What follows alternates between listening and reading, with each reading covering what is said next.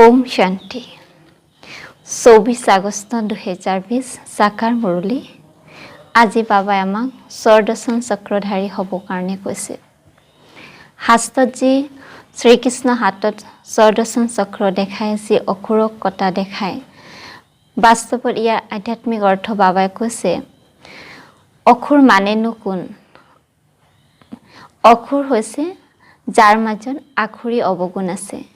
এতিয়া আমি নিজে স্বৰ্দৰ্শন চক্ৰধাৰী হৈ নিজৰ মাজত যি আখুৰি অৱগুণ আছে সেইবিলাকক নাশ কৰি দেৱী গুণ ধাৰণ কৰি দেৱতা হ'ব লাগে। তাৰ ওপৰত বাবাই আজি কৈছে, আজি মুৰলী হেডিং মৰমৰ সন্তানসকল, সদায় এইটো আনন্দত থাকা যে আমি 84 চক্ৰ সম্পূৰ্ণ কৰিলোঁ।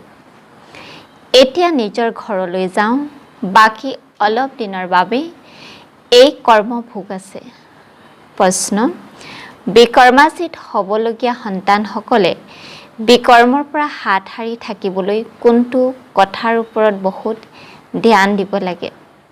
উত্তৰ, সকলো বিকৰ্মৰ ঘাই শিপা হৈছে দেহ অভিমান। সেই দেহ অভিমানত কেতিয়াও যাতে নাহে এইটো ধ্যান ৰাখিব লাগে। ইয়াৰ বাৰে বাৰে দেহী অভিমানী হৈ পিতাক স্মৰণ কৰিব লাগে। ভাল আৰু বেয়া ফল নিশ্চয় পোৱা যায়। শেষত বিবেক দংশন হয়। কিন্তু এই জন্ম পাপৰ বোঝা পাতল কৰিবলৈ পিতাক সঁচা কথা শুনাব লাগে। ওম শান্তি। উচ্চতকৈ উচ্চ লক্ষ্য হৈছে স্মৃতিত থকাটো। বহুতৰে কেৱল শুনাহে ৰুচি থাকে। জ্ঞান বুজি পোৱাটো বৰ সহজ। 84 চক্ৰক বুজিব লাগে, স্বৰ্দৰ্শন চক্ৰধাৰী হ'ব লাগে। বহুত বেছি একো নাই। তোমালোক সন্তানসকলে বুজি পোৱা যে আমি সকলো স্বৰ্দৰ্শন চক্ৰধাৰী হওঁ। স্বৰ্দৰ্শন চক্ৰৰ দ্বাৰা কাৰো ডিঙি নাকাটে। যিদৰে কৃষ্ণ ক্ষেত্ৰত দেখুৱাইছে, এতিয়া এই লক্ষ্মী নাৰায়ণ হৈছে বিষ্ণুৰ দুটা ৰূপ। তেওঁলোকৰ স্বৰ্দৰ্শন চক্ৰ আছেনে? তেন্তে কৃষ্ণ হাতত চক্ৰ কিয় দেখুৱায়? এখন আলোচনীৰ প্ৰকাশ হয় য'ত কৃষ্ণ এনেকুৱা চিত্ৰ দেখুৱায়। পিতাটো আহি তোমালোকক ৰাজযোগ শিকায়। চক্ৰ দ্বাৰা অসুৰক বধ নকৰে। অসুৰ তেওঁক কোৱা হয় যাৰ আখুৰি স্বভাৱ আছে। বাকী মনুষ্যটো মনুষ্যই হয় নহয় জানো? এনেকুৱা নহয় যে স্বৰ্দৰ্শন চক্ৰে সকলোকে বধ কৰে। ভক্তি মাৰ্গত কেনেকুৱা চিত্ৰ বহি অংকন কৰিছে। ৰাতি দিনৰ পাৰ্থক্য আছে। তোমালোক সন্তানসকলে এই সৃষ্টি চক্ৰ আৰু গোটেই ড্ৰামাখনক জানিব লাগে। কিয়নো সকলো ভাৱৰীয়া হয়। এই সীমিত অৰ্থাৎ সদৰ এক্টৰসকলে ড্ৰামাক জানে। এইখন হৈছে অসীমৰ ড্ৰামা। এইখনক বিতংকৈ বুজিব নোৱাৰিব। সেয়াতো 2 ঘণ্টাৰ ড্ৰামা হয়। বিতংকৈ পাৰ্টৰ বিষয়ে জানে। ইয়াতো 84 জন্মক জানিবলগীয়া হয়। পিতাই বুজাইছে, মই ব্ৰহ্মা শৰীৰত প্ৰৱেশ কৰোঁ। ব্ৰহ্মাৰো 84 জন্মৰ কাহিনী জানিব লাগে। মনুষ্য বুদ্ধিত এই কথাবোৰ উদয় হ'ব নোৱাৰে। এইটো নুবুজে যে 84 লাখ জন্ম হয়নে 84 বাৰ। পিতাই কয়, তোমালোকৰ 84 জন্ম কাহিনী শুনাও। 84 লাখ জন্ম হোৱা হ'লে শুনাবলৈ কিমান বছৰ লাগিব? তোমালোকেতো ছেকেণ্ডতে জানি থোৱা যে এয়া 84 জন্মৰ কাহিনী। আমি কেনেকৈ 84 চক্ৰ পৰিক্ৰমা কৰিলোঁ? 84 লাখ হোৱা হ'লে জানো ছেকেণ্ডত বুজিব পাৰিলাহেঁতেন? 84 লাখ জন্ম নহয়। তোমালোক সন্তানসকলেতো আনন্দিত হ'ব লাগে। নহ'লে আগতে আমি 84 লাখ জন্ম ল'ব লগা হ'লহেঁতেন, তেতিয়াহ'লে আমাৰতো আৰুই পাপ বাঢ়িলেহেঁতেন। আমাৰ 84 চক্ৰ সম্পূৰ্ণ হ'ল। এতিয়া আমি ঘৰলৈ যাওঁ। বাকী অলপ দিনৰ বাবে এই কৰ্ম ভোগ আছে। বিকৰ্ম ভস্ম হৈ কৰ্মাতীত অৱস্থা কেনেকৈ হ'ব? তাৰ বাবে যুক্তি শুনাইছে। বাকী বুজা যায় যে এই জন্মত যি বিকৰ্ম কৰিছা সেই সকলোবোৰ লিখি দিলে তেতিয়া বোঝা পাতল হৈ যাব। জন্ম জন্মান্তৰ বিকৰ্মটো কোনেও লিখিব নোৱাৰে। বিকৰ্মটো হৈ আহিছে যেতিয়াৰ পৰা ৰাৱণ ৰাজ্য আৰম্ভ হৈছে তেতিয়াৰ পৰা কৰ্ম বিকৰ্ম হৈ গৈছে। সত্য যুগত কৰ্ম অকৰ্ম হয় ভগৱানো বাস। তোমালোকক কৰ্ম অকৰ্ম বিকৰ্ম গতি বুজাওঁ। বিকৰ্মাজিত বছৰ লক্ষ্মী নাৰায়ণৰ পৰা আৰম্ভ হয়। শ্ৰী চিত্ৰটো বৰ স্পষ্টকৈ আছে। শাস্ত্ৰত এই কথাবোৰ উল্লেখ নাই। 84 জন্ম লয় এই সৃষ্টি চক্ৰ ঘূৰিবৰ কাৰণে 5000 বছৰ লাগে, এইবিলাক শাস্ত্ৰত পোৱা নাযায়। সূৰ্যবংশী চন্দ্ৰবংশীৰ ৰহস্যও তোমালোক সন্তানসকলে বুজিছা যে সেয়া আমিহে আছিলোঁ। বিৰাট ৰূপৰ চিত্ৰ বহুত তৈয়াৰ কৰে কিন্তু অৰ্থ একোৱেই নাজানে। পিতাৰ বাহিৰে কোনেও বুজাবও নোৱাৰে। এই ব্ৰহ্মা ওপৰতো কোনোবা আছে নহয় জানো? যিজনে শিকাইছে, যদি কোনোবা গুৰুৱে শিকাইছে তেন্তে সেইজন গুৰু কেৱল এজনেই শিষ্যটো হ'ব নোৱাৰে। পিতাই কয়, সন্তানসকল তোমালোক পতিতৰ পৰা পাৱন আৰু পাৱনৰ পৰা পতিত হ'বই লাগে। এয়াও ড্ৰামাত নিৰ্ধাৰিত হৈ আছে। অনেকবাৰ এই চক্ৰ অতিক্ৰম কৰিছা, অতিক্ৰম কৰিয়েই থাকিবা। সেইকাৰণে ইয়াক কি বুলি কোৱা হয়? অনাদি ড্ৰামা বুলি কোৱা হয়। 5000 বছৰ মূৰে মূৰে ৰিপিট হৈ থাকিব। তোমালোক হৈছা অল ৰাউণ্ডাৰ পাৰ্টধাৰী। আদিৰ পৰা অন্তলৈকে পাৰ্ট অন্য কাৰোৰে নাই, মানে সত্য যুগৰ পৰা কলি যুগলৈকে। তোমালোককহে পিতাই বুজাইছে। আকৌ তোমালোকে এইটো বুজি পোৱা যে অন্য ধৰ্মাৱলম্বীসকল আমুক আমুক সময়ত আহে। ধৰ্ম বিশেষ ইছলাম ধৰ্ম, বুদ্ধিষ্ট ধৰ্ম কেতিয়াৰ পৰা আহে? যেতিয়া দ্বাপৰ যুগ ষ্টাৰ্ট হয়। তোমালোকৰতো অলৰাউণ্ডাৰ পাৰ্ট আছে। খ্ৰীষ্টিয়ানসকলৰ বাবেতো কোৱা নহ'ব যে সত্য যুগত আহিছিল। তেওঁলোকতো দ্বাপৰৰ মাজৰ সময়খিনিতে আহে, একদম ফাৰ্ষ্টতো নাহে। ফাৰ্ষ্টত ইব্ৰাহিম আলীজী আহি পেলাই ইছলাম ধৰ্ম প্ৰৱৰ্তন কৰেতো ইছলামিষ্টবিলাক আহে। এই জ্ঞান তোমালোক সন্তানসকলৰ বুদ্ধিত আছে, যিকোনো লোককে বুজাব পাৰা। অন্য কোনেও সৃষ্টি আদি মধ্য অন্তৰ বিষয়ে নাজানে। ৰচীয় তাকে নাজানে কিন্তু ৰচনাৰ বিষয়ে কেনেকৈ জানিব? বাবাই বুজাইছে, যিবিলাক ন্যায়নিষ্ঠ কথা আছে সেইবিলাকক চপাই উৰা জাহাজৰ পৰা সকলো ঠাইতে পেলাব লাগে। সেই মূল কথা অথবা বিষয়বোৰ লিখি বহি লিখিব লাগে। সন্তানে কয় কাম নাই। বাবাই কয় এনেধৰণৰ সেৱাটো বহুত আছে। ইয়াত একান্তত বহি এইটো কাম কৰা। যিবিলাক ডাঙৰ ডাঙৰ সংস্থা আছে, গীতা পাঠশালা আদি আছে, সেই সকলোকে জগাই তুলিব লাগে, সকলোকে বাৰ্তা দিব লাগে। এয়া হৈছে পুৰুষোত্তম সংগম যুগ, য'ত শিৱ বাবাই আহে মনুষ্যৰ পৰা দেৱতা বনে, যোন কি হয় পতিতৰ পৰা পাৱন বনে। এই সংগম যুগতেই হয়। সংগম মানে মিলন, আত্মা আৰু পৰমাত্মাৰ মিলন। যিসকল বিচাৰ বুদ্ধি সম্পন্ন হ'ব তেওঁলোকে ততালিকে বুজিব নিশ্চয় সংগম যুগতেই নতুন সৃষ্টি স্থাপনা আৰু পুৰণি সৃষ্টি বিনাশ হয়। সত্যযুগ পুৰুষোত্তম মনুষ্য থাকে। ইয়াত হৈছে আখুৰি স্বভাৱ পতিত মনুষ্য। এও বাবাই বুজাইছে, কুম্ভ মেলা আদি যিবোৰ অনুষ্ঠিত হয়, বহুত মনুষ্য স্নান কৰিবলৈ যায়। কিন্তু কিয় স্নান কৰিবলৈ যায়? পাৱন হ'ব বিচাৰে। গতিকে য'ত য'ত মনুষ্যই স্নান কৰিবলৈ যায় তাত গৈ সেৱা কৰিব লাগে। তেওঁলোকে ইমান কষ্ট কৰি পথিতৰ পৰা পাৱন বনিবৰ কাৰণে স্নান কৰিবলৈ যায়, সেইটো ৰাস্তাৰ দ্বাৰাটো পাৱন নবনে। পাৱন বনাৰ ৰাস্তাটো কি হয়? আমি প্ৰথমতে বাবাক অৰ্থাৎ ভগৱানক চিনি পাব লাগিব। গতিকে য'ত য'ত মনুষ্যই স্নান কৰিবলৈ যায় তাত গৈ সেৱা কৰিব লাগে।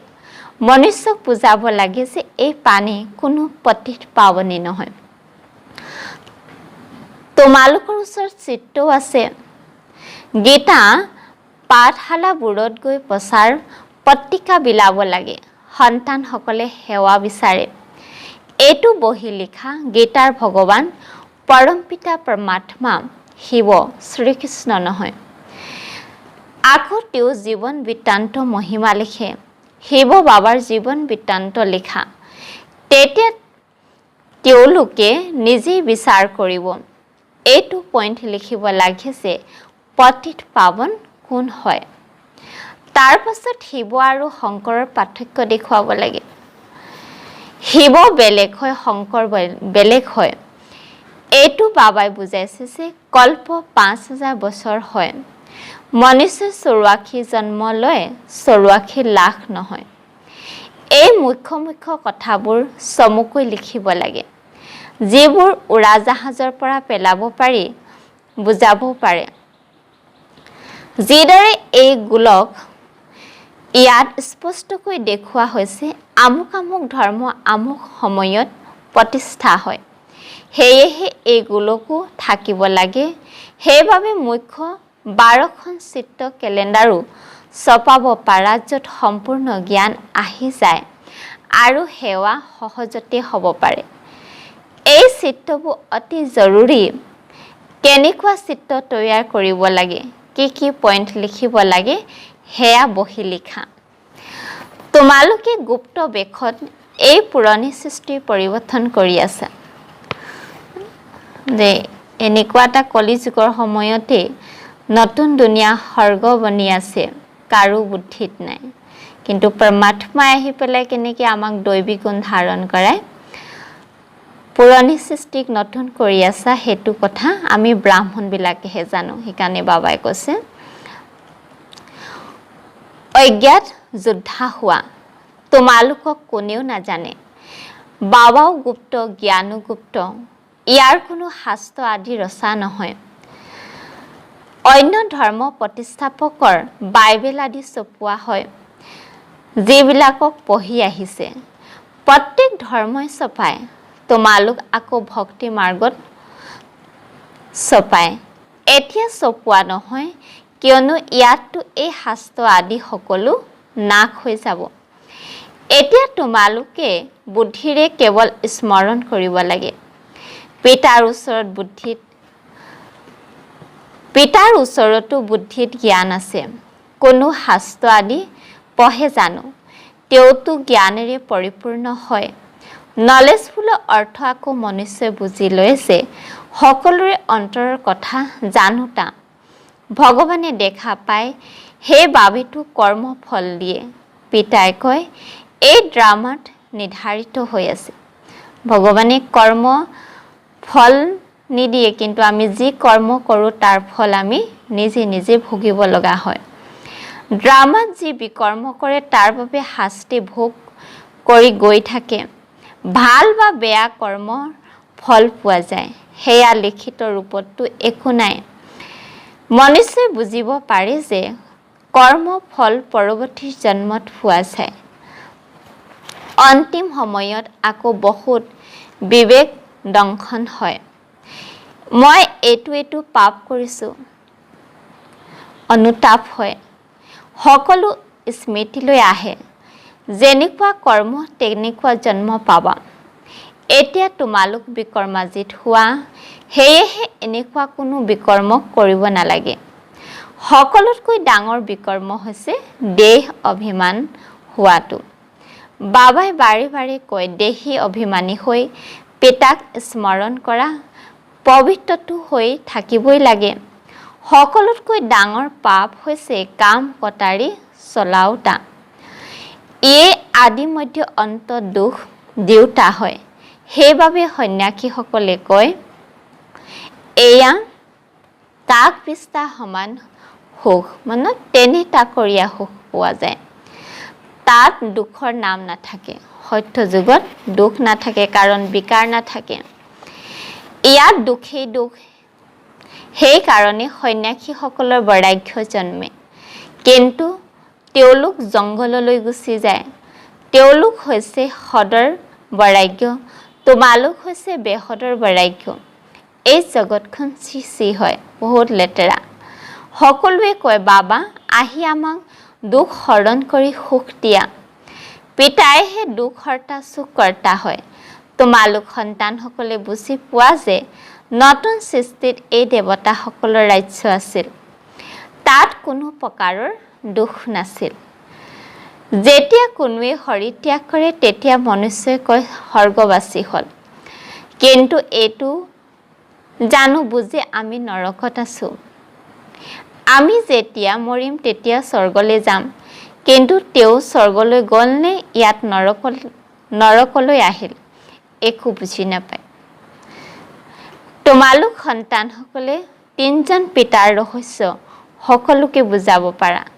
2জন পিতাৰ কথাটো সকলোৱে বুজি পায়, লৌকিক আৰু পাৰলৌকিক। আৰু এয়া অলৌকিক প্ৰজাপিতা ব্ৰহ্মা আকৌ ইয়াত সংগম যুগত আহে। ব্ৰহ্মাও আমাৰ পিতা হয়, কাৰণ তেখেতৰ দ্বাৰা আমি কি পাইছোঁ? ব্ৰাহ্মণ জন্ম পাইছোঁ। ব্ৰাহ্মণৰো দৰকাৰ নহয় জানো? সেই ব্ৰাহ্মণসকল জানো ব্ৰহ্মা মুখ বংশাৱলী হয়? জানে যে ব্ৰহ্মা আহিল, সেইবাবে ব্ৰাহ্মণ দেৱী দেৱতাই নমঃ বুলি কয়। এইটো নাজানে যে তেনেকৈ কাক কয়, কোন প্ৰকাৰৰ ব্ৰাহ্মণ। তোমালোক হৈছে পুৰুষোত্তম সংগম যোগী ব্ৰাহ্মণ। তেওঁলোক হৈছে কলি যোগী। ইয়াতো হৈছে পুৰুষোত্তম সংগম যুগ, যেতিয়া তোমালোক মনুষ্যৰ পৰা দেৱতা হোৱা। দেৱী দেৱতা ধৰ্ম প্ৰতিষ্ঠা হৈ আছে। গতিকে সন্তানসকলে সকলো পইণ্টছ ধাৰণ কৰিব লাগে, আকৌ তাৰ পাছত সেৱা কৰিব লাগে। পূজা কৰিবলৈ বা শ্ৰাদ্ধ খাবলৈ ব্ৰাহ্মণসকল আহে। তেওঁলোকৰ লগতো তোমালোকে বাৰ্তালাপ কৰিব পাৰা। তোমালোকক সঁচা ব্ৰাহ্মণ কৰি তুলিব পাৰোঁ, এনেকৈ ক'ব লাগে। এতিয়া ভাদ মাহ আছে, সকলোৱে মৃতকৰ আত্মাক খুৱায়। সেয়াও যুক্তিৰে ক'ব লাগে, নহ'লে ক'ব যে ব্ৰহ্মা কুমাৰীৰ ওচৰলৈ গৈ সকলো এৰি দিলে। এনেকুৱা একো কৰিব নালাগে, যাৰ বাবে তেওঁলোক বিতুষ্ট হ'ব। যুক্তিৰে তোমালোকে জ্ঞান দিব পাৰা। নিশ্চয় ব্ৰাহ্মণসকল আহিব, তেতিয়াহে জ্ঞান দিব পাৰিবা, নহয় জানো? এই মাহটো তোমালোকে ব্ৰাহ্মণসকলৰ বহুত সেৱা কৰিব পাৰা। দুনিয়াত যিবিলাক ব্ৰাহ্মণ আছে, কুলৰ ব্ৰাহ্মণ, তেওঁলোকক সেৱা কৰিবলৈ কৈছে। তোমালোক ব্ৰাহ্মণসকলটো প্ৰজাপিতা ব্ৰহ্মা সন্তান হোৱা। কোৱা যে ব্ৰাহ্মণ ধৰ্ম কোনে প্ৰতিষ্ঠা কৰিলে? তোমালোকে ঘৰত বহি তেওঁলোকৰ কল্যাণ কৰিব পাৰা। যেনেকৈ অমৰনাথ যাত্ৰাত যায়, তেতিয়া তেওঁলোকে কেৱল লিখনিৰ দ্বাৰা ইমান নুবুজিব, তাত বহি বুজাব লাগে। মই আপোনাক সঁচা অমৰনাথৰ কথা শুনাম। অমৰনাথ বুলিলেতো এজনকে কোৱা হয়। অমৰনাথ অৰ্থাৎ যিজনে অমৰপুৰী স্থাপনা কৰে। সেয়া হৈছে সত্যযুগ। এইদৰে সেৱা কৰিব লাগে।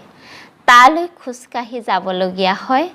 যিসকল ভাল ভাল ডাঙৰ ডাঙৰ ব্যক্তি আছে, তেওঁলোকক গৈ বুজাব লাগে। সন্ন্যাসীসকলকো তোমালোকে জ্ঞান দিব পাৰা। তোমালোক গোটেই সৃষ্টি কল্যাণকাৰী হোৱা। শ্ৰীমতত বহি বিশ্বৰ কল্যাণ কৰি আছা। বুদ্ধিত এইটো নিচা থাকিব লাগে।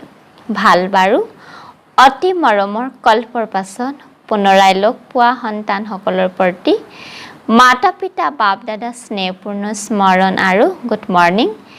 আত্মিক পিতাৰ আত্মিক সন্তানসকলক নমস্কাৰ।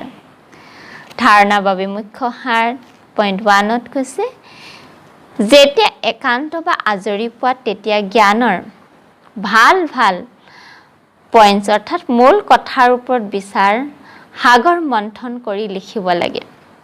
সকলোকে বাৰ্তা দিয়া বা সকলোৰে কল্যাণ কৰা যুক্তি ৰচিব লাগে। 2 নম্বৰ কৈছে বিকৰ্মৰ পৰা হাত সাৰিবলৈ দেহী অভিমানী হৈ পিতাক স্মৰণ কৰিব লাগে। এতিয়া কোনো বিকৰ্ম কৰিব নালাগে। এই জন্মত কৰা বিকৰ্মবোৰ বাপ দাদাক সততাৰে শুনাব লাগে।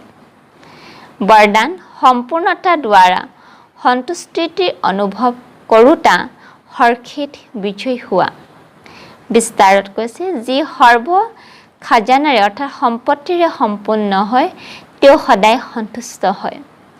সন্তুষ্টি অৰ্থাৎ সম্পন্নতা যেনেকৈ পিতা সম্পন্ন হয় সেইকাৰণে তেওঁ মহিমাত সাগৰ শব্দ উল্লেখ হয়। জ্ঞান সাগৰ, শান্তি সাগৰ, প্ৰেমৰ সাগৰ।